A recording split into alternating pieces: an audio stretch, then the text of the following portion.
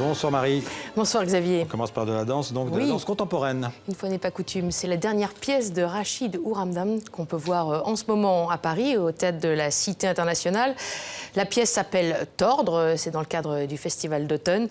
Une pièce qui est née de la rencontre de deux danseuses singulières, avec des fragilités, même des handicaps. L'une est américaine, elle s'appelle Annie Hanauer, il lui manque un bras, elle porte une prothèse. L'autre est lituanienne, elle s'appelle Laura Juotkait, je ne sais pas si je prononce bien, qui tourne en fait sur elle-même depuis son enfance, tel un tic, tel un toc.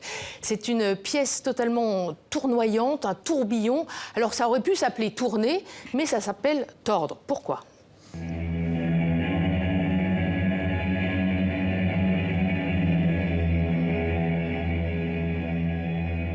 Ce verbe d'action, ce verbe de résistance aussi, ce verbe qui convoque quand même une certaine force, je crois qu'il décrit le parcours des deux danseuses qui sont sur scène. Et j'ai l'impression qu'elles ont su tordre les préjugés, elles ont su tordre une situation. L'intelligence qu'ont ces personnes à faire face à tout ça et à nous renvoyer à notre bêtise des fois et à nous éclairer. Donc c'est un peu ce que je fais. J'essaye, en faisant les portraits de ces personnes, d'essayer d'apprendre pour moi, et puis je partage cette expérience avec le spectateur. Quand Laura tourne, elle nous plonge dans un temps qui est très particulier. On voit bien qu'en tant que spectateur, on est en train d'assister à quelque chose d'unique. Mais une fois passé l'effet de surprise, je crois qu'on commence à rentrer dans des choses beaucoup plus sensibles. Ce qu'on essaye de faire dans ce mouvement hypnotique, dans ce temps de suspension que crée Laura, c'est vraiment créer un temps qui prédispose à beaucoup de nuances, à une écoute fine.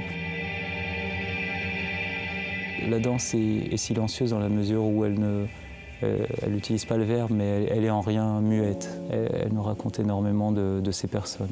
As a robot gets itself together, and we do it, and we get to the middle, where we have forgotten our feelings, our love, you will help me, huh? Teardrops falling down my face, feelings of love. Voilà, tordre donc deux portraits dansés, c'est la spécialité de Rachid Houramdan qu'on peut voir jusqu'au 10 novembre au théâtre de la Cité internationale à Paris, dans le 14e. Et puis ensuite, ils partent en tournée pour 2 ans dans les Balkans, en Afrique, en Inde. On lui suivra évidemment. On va continuer dans la danse avec une expo à voir au Louvre. L'expo, c'est le corps en mouvement. C'est une expo qui a été conçue par un certain Benjamin Millepied. Oui, qu'on connaît bien, l'époux de Nathalie Portman. Alors, c'est une exposition qu'on peut voir dans le Petit Louvre, la Petite Galerie du Louvre. C'est une nouvelle aile qui existe depuis 1 an. Et là aussi, c'est une histoire de rencontre, celle de Benjamin Millepied, qui est un grand adepte de musée. C'est là qu'il puise son inspiration pour ses chorégraphies.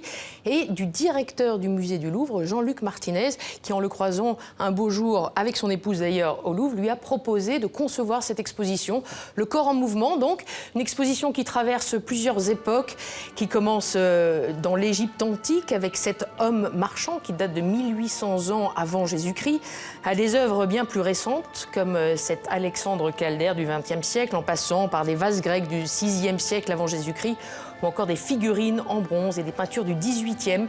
Alors certaines œuvres sont plus particulièrement expliquées, commentées avec des schémas et des flèches qui indiquent le mouvement, les appuis, l'équilibre. C'est le cas de ce Mercure volant qu'on vient de voir du XVIe. C'est l'une des pièces centrales de cette exposition. Et l'exposition se termine bien sûr par des sculptures de danseurs. Les bronzes sont signés par Degas et les plâtres, ce sont des Rodin. L'objectif pour Benjamin Millepied étant d'aller voir de la danse par la suite. Commençons par cette exposition et ensuite il faut voir de la danse sur scène, donc à voir à la Petite Galerie du Louvre jusqu'au 3 juillet 2017. Et en quelques mots, on va partir au Canada pour signaler que le musée des Beaux-Arts de Montréal s'est agrandi.